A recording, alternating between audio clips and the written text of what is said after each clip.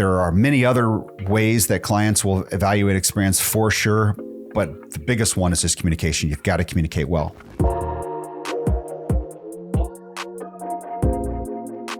Well, hello and welcome to the J. Sterling Hughes Show, where we share how we have built our family law practice from 0 to 25 attorneys and $15 million in revenue, all in the past 10 years.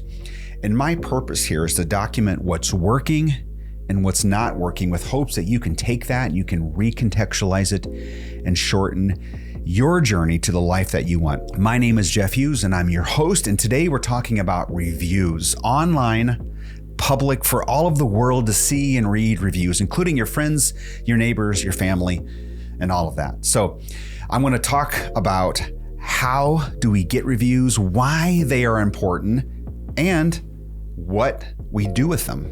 How do we use them to leverage and to build sterling lawyers? So first off, our firm has over 9,000 reviews on multiple different platforms. And so over time, we've honed our ability to acquire reviews from our clients in a very specific, effective way, I would argue. And we also see them as vital and critical to our practice. And there's really for a couple reasons. First off, it's social proof to clients. They can read what other people who are similarly situated have said about you as a lawyer, about our firm, about how we serve them, what we did, good, bad, or otherwise. They can go read that. And so the more they can read, the more people who have raised their hand and said, hey, I want to tell you, world, what my experience was like working with sterling lawyers. The more people that do that, the more social proof that it gives a prospective client in their process of choosing us or choosing someone else. So there's some trust building that goes along with that.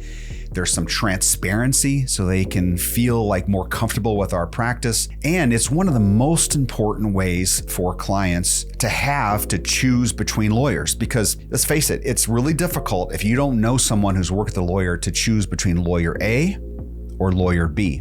So you're going to go to any data source that could help you make that decision. Of course, there's the websites. You can look at each person's website, but there's always some discount, right, that prospective clients give a lawyer about their website, because lawyers are going to brag about themselves. We do it. Everyone does that. You're going to only put the good stuff out there.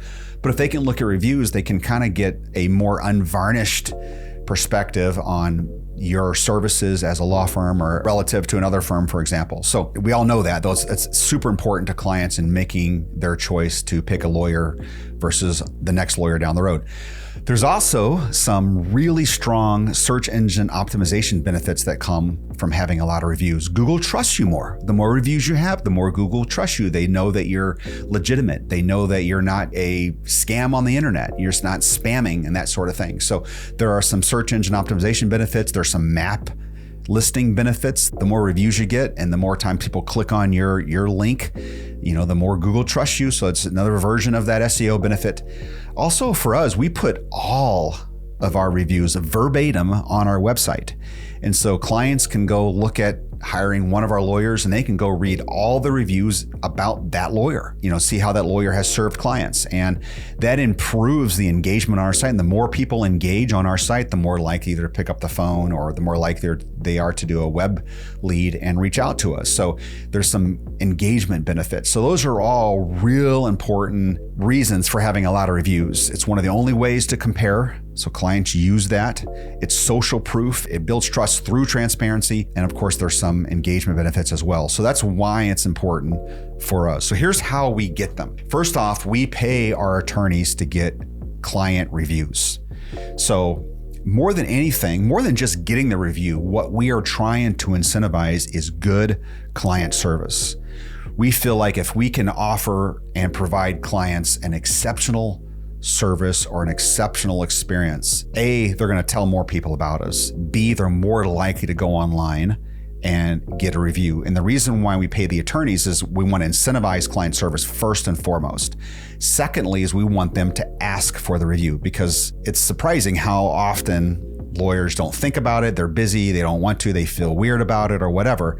And so if we can give them a little bit more of an incentive to ask for a review, we pay $250 for those client reviews, and they can get multiple payoffs from one client. So if a client leaves a review on Google, a review on Facebook or somewhere else, we'll pay for that. if it's a review that we can't trace back to a client. So a lot of times clients will have like a Google account that we don't know about and we don't know whose account it is. And they'll just say, I worked with so-and-so and it was a great experience, but they don't really go into detail about who they are and what kind of case it was and so forth. And we can't really trace it. Then we only pay $50 for those. So we pay $250 for client reviews that we can tell our clients, and $50 for ones that we just can't trace to a client. We don't know, but it's a review that comes in for one of our attorneys. We don't pay anything.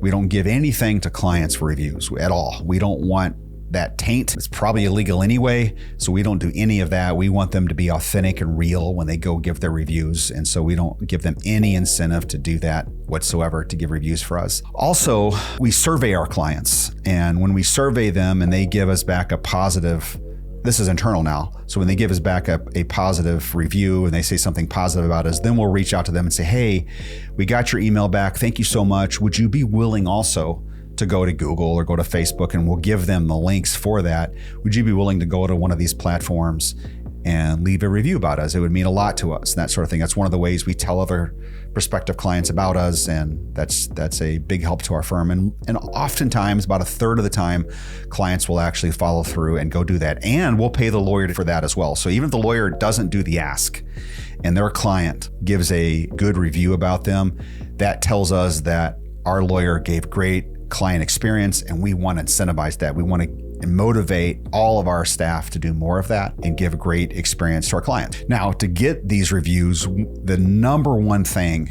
that our legal team, our lawyers and paralegals and legal assistants have to do to get a good review is they have to communicate well. That is by far the most important component of the experience, is the communication, way more than the result.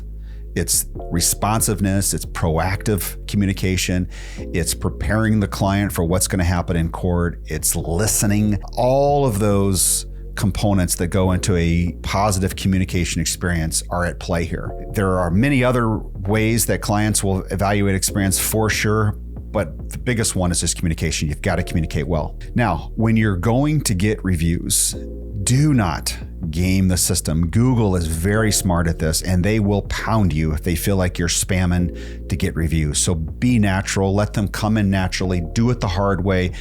It's tough work, right? It takes time. It takes a lot of reach outs in some cases to get these reviews. Make it easy on the client. Send them the link. All they have to do is click on that and then write their review and be done. Don't make them, don't put up obstacles for them. They have to do extra work to go find you to get the review, because they just typically won't do that. So don't game the system. Do the hard work. Just blocking and tackling fundamentals here. You just got to do that.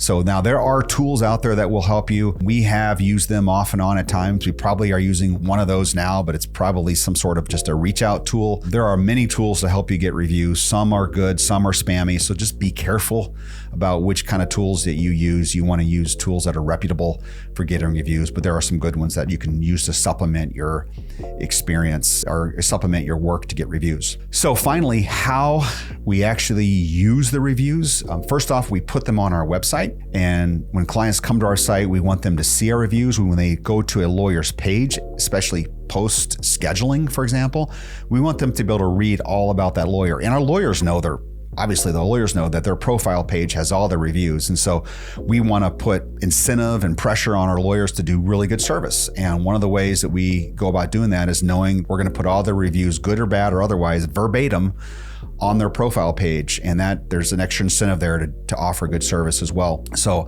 it's all for us. One of the biggest reasons why we put them on our website is to put pressure on us as a firm to give good service.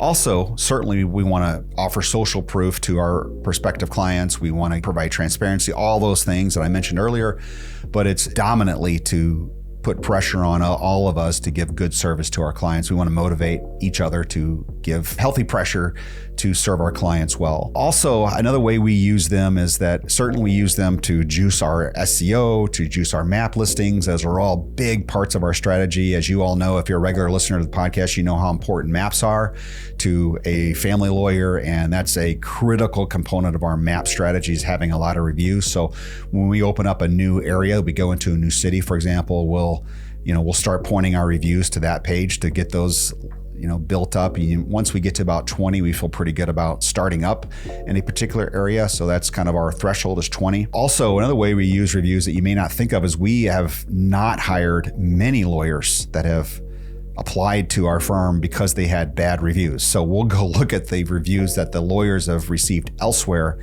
and we'll just simply not choose them because they've got bad reviews out there. So that's another way we use them. So reviews are real important. I hope that what I've shared with you today is going to help you build your practice and a new way to think about reviews and how to do them. If there's anything I can do to help you with them, feel free to reach out to me. And if you've got any value here, I would love it if you subscribed and watched and spread the news about the podcast.